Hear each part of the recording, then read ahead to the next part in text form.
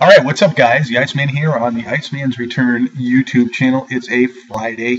TNA Impact Wrestling on last night. Again, uh, 2 weeks running after the pay-per-view lockdown. TNA really produced a pretty much average show. Um, I think the best match of the night was Gunner and Storm again in the last man standing match. Um, that was a pretty good match where it looked like James Storm was going to end up defeating Gunner with the beer bottle, but Gunner, pulled a beer bottle out of his hat and ended up smashing it over James Storm's head, ended up winning the match. All in all, it was a pretty, like I said, pretty mediocre show. Uh, where did the Eric Young getting implemented into um, the number one contenders situation for the TNA World Heavyweight title just came out of the blue. Um, he wrestled Samoa Joe last night, but yeah, it was a show that was very, very lackluster, and again, it was lacking a lot of the stars. I mean, we saw segments with Bully Ray and Bobby Roode. Um, EC3 looking for Willow. But, where's Aries? Where's Saban? Where is Daniels? Where's Kazarian? It was just one of those shows, again, that TNA focused on a handful of guys, and, they really didn't really produce what they should have. I mean, after having a great lockdown pay-per-view, I myself was thinking that, all right, TNA is, turning the corner. I mean, we did see a segment with Kenny King and MVP, but again, a lot of segments by TNA. We have seen less of Dixie Carter now, which is a good thing. But on the financial aspect of the industry, TNA is really, they really got to start, coming up with, with some angles and some stars that are going to really, get involved on a weekly basis. We need to see these guys on a weekly basis. That's the biggest thing. And for me, when you don't see Aries for a few weeks or Saban for a few weeks, I mean, they just they flip flop on their tapings, and that's their biggest problem. They got to stop doing these major month tapings in advance. They need to do shows the week of the show if they're going to tape it, or just air it live. And I don't see them doing that anytime soon. But TNA is at a point now where, I didn't think they were going to be. I thought they were going to be a lot better off than what they are right now. But still give it some time. Wait and see what happens. It's just it's a show that I don't really think they know where they're headed, and that's probably one of the main things. One of the big problems in TNA right now.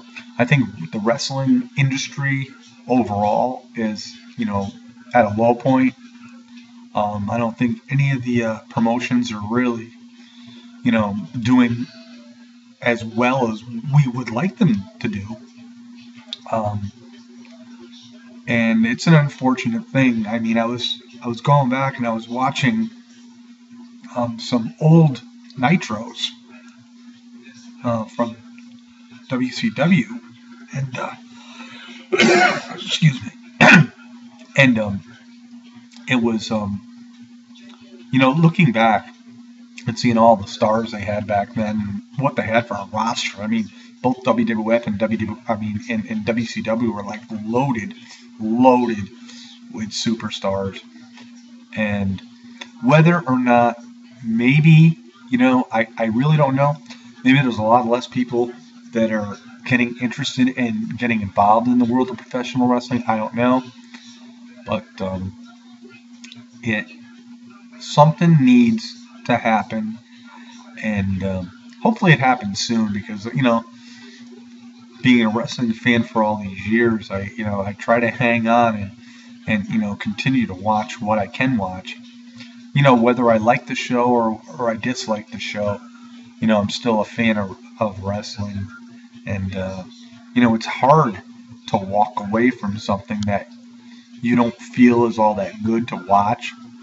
When you watch a weekly TV show that you're interested in, I mean, if the show starts off and it's pretty lousy, a lot of times you'll just flip the channel, and it's starting to happen with professional wrestling.